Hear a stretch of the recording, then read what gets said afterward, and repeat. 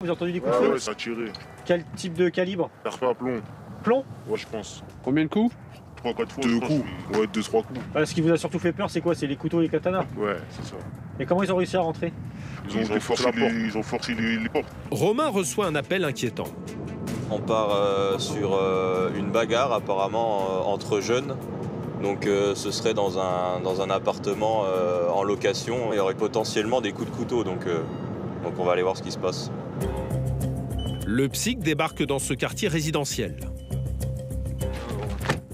À peine arrivé, Romain repère un premier indice. Déjà, il y a de la bouteille d'éclatée là par terre. Et un deuxième encore plus préoccupant, des traces de sang. Il n'y a rien sur le tesson. Pas de sang. Les gendarmes se présentent à l'entrée de la propriété où la soirée aurait dégénéré. Tout va bien? Tout va très bien. Y a pas de blessés? Une quinzaine de jeunes auraient loué cette maison pour y fêter un anniversaire. Bonsoir. Vous pouvez venir s'il vous plaît? Ok, c'est ici qu'il y a un blessé? Non. Bagarre, blessé, couteau. C'est chez vous? Non, c'est pas chaud. C'est à côté? Non, c'est rien. Ah, ici, ça s'est embrouillé un peu, il y a pas eu de coups de couteau. Les jeunes restés sur place ne sont pas très bavards. Aucune explication sur les traces de sang retrouvées dans la rue. Il s'est rien passé ici, là. Il n'y a pas eu de blessé de bagarre. Vous avez l'air un peu choqué, vous. Je pense qu'il s'est passé un truc et vous voulez que ça reste comme ça, quoi. Par contre, la personne qui a été blessée, est-ce qu'elle a été, je vais pas vous en demander plus, mais est-ce qu'elle a été transportée à l'hôpital? Ça a été géré ou pas? Non, mais je veux dire, elle est pas en train de mourir dans une chambre, là. On n'a rien vu du tout, il n'y a rien qui est en train de mourir dans une chambre. Apparemment, il y a eu un coup de couteau de donné. Et on a un blessé. Il n'y a pas de blessé ici. Mais pour Romain, les jeunes ne disent pas tout. Il s'est passé quelque chose de grave pendant cette soirée. Bizarre leur truc. Non, ça va passer. T'as vu qu'elle est encore en train de trembler. Tout le monde nous dit qu'il s'est rien passé, que la soirée était tranquille, mais on en doute un petit peu quand même. Il y a des bris de verre sur la route. Une des personnes à l'intérieur, elle était encore à moitié en train de trembler. On a l'impression qu'elle avait pleuré, donc je pense qu'il s'est passé quelque chose, mais personne ne veut rien dire. Et je pense qu'ils veulent pas d'ennui, mais c'est louche. Encore choquée, la jeune fille qui fêtait son anniversaire finit par raconter ce qui s'est passé. Le blessé. Il y a des gens qui ont essayé de s'incruster, puis c'est parti en vrille. Elle a dit attends, je te mets pas couteau. Et pourquoi il a dit ça? Il a sorti le couteau. Ah bon? Ouais. Et après, il est parti. Il semblerait on a réussi un petit peu à démêler l'affaire. Au moins une personne qui aurait pris un coup de couteau dans la cuisse. On va rester là, on va voir ce qui se passe. Soudain, la jeune fille paniquée revient vers les gendarmes. Elle aurait reçu un appel très inquiétant. Il a mis le coup de couteau. Il a dit qu'il arrivait avec des gens armés. Celui-là qui a mis le coup de couteau dans la jambe. Les agresseurs seraient sur le point de revenir avec des armes. On va sortir du matos. Je prends le G36. Le G36, ce fusil d'assaut. Romain sort l'artillerie lourde pour parer une éventuelle attaque armée. Pour le PSIG, l'attente commence. Les gendarmes surveillent chaque véhicule qui passe.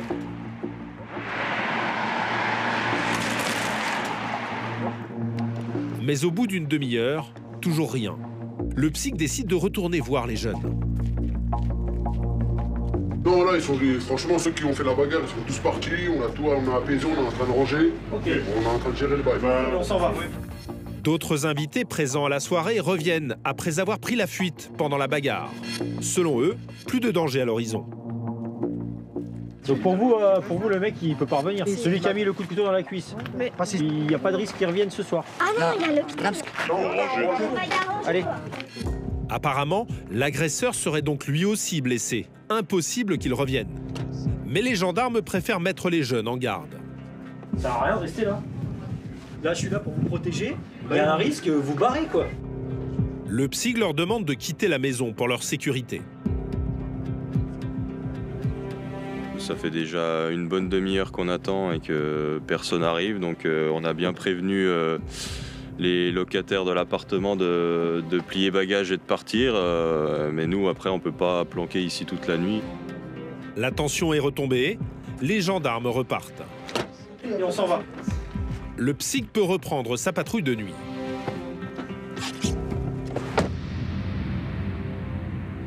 2 heures plus tard, tout paraît calme. Quand brusquement, Romain reçoit un appel. Elle a fermé la baraque, ils ont ramené 2 blessés à l'hôpital. Visiblement, un nouvel incident grave vient de survenir dans la fameuse maison. On a été rappelé parce qu'apparemment les jeunes de tout à l'heure se seraient fait agresser à nouveau par une autre bande de jeunes. Il y aurait eu des coups de feu qui ont été entendus. 4 hommes armés seraient revenus. Les jeunes qui n'ont pas suivi les consignes des gendarmes seraient restés sur place. Alors, t'as trouvé les impacts? La maison semble déserte. Mais les hommes du PSIG découvrent de nouveaux éléments alarmants. Il y a du sang, il y a un couteau. Il y a des gens qui ont entendu des coups de feu, des machins. Ça se trouve, il y en a un qui est en train de crever à l'intérieur là. Donc, C'est ce qu'on était en train de se dire. Mais ramène le bélier, gros! T'es cassé, gros? C'est bon? Et voilà ce que les gendarmes découvrent à l'intérieur. Là, il y a du sang, les gars. Un peu partout, des traces de sang. Y'a quelqu'un ou pas? Romain et ses collègues cherchent d'éventuelles victimes. Ouais, il y a du sang là, au large. Mais dans la maison, plus personne.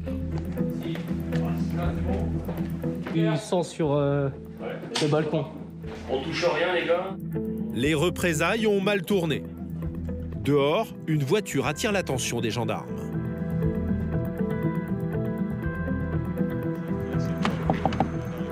Réfugiée à l'intérieur, la jeune femme qui fêtait son anniversaire est en état de choc. Vous avez été attaqué? Bah, moi je me suis caché sur lui, et là les autres ils sont aux urgences, je vais me déposer. Il y en a un, il a un gros coup de couteau ici. Ouais, attends. Venez, on va... Ouais, bah attends, on va voir. La jeune femme leur décrit cette virée sanglante. 220 ou 300? Eux ils sont venus avec 2 armes. Il y avait un petit pistolet comme ça qui m'ont pointé en face de moi, un poignard noir et le reste j'ai pas vu. Pas de temps à perdre, Romain et ses collègues ratissent la zone. On va déjà faire le chemin jusqu'au bâtiment et après on prend les abords. Qu'est-ce que vous recherchez là, Bobo? Voilà, éventuellement des indices sur ce qui s'est passé. Une arme, un couteau, une cartouche.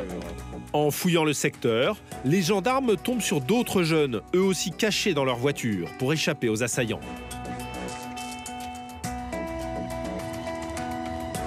Ah, ils sont arrivés, bim bam. Ça a tiré ou pas? Vous avez entendu des coups de feu? Ouais, ça a tiré. Quel type de calibre? Arme à plomb. Plomb? Ouais, je pense. Combien de coups? 3-4 fois. 2 coups. Ouais, 2-3 coups. Ce qui vous a surtout fait peur, c'est quoi? C'est les couteaux et les katanas? Ouais, c'est ça. Et comment ils ont réussi à rentrer? Ils ont forcé les portes. Pour Romain, 10 ans de gendarmerie, cette intervention est une première. On voit pas ça non plus tous les jours, du sang un peu dans toutes les pièces. La personne là, elle est vraiment très choquée, donc je pense que ça a été assez violent. Ouais. Au total, 4 personnes ont été blessées. Les jeunes présents à la soirée ont été entendus le lendemain. Leurs agresseurs risquent jusqu'à 7 ans de prison. L'enquête est en cours.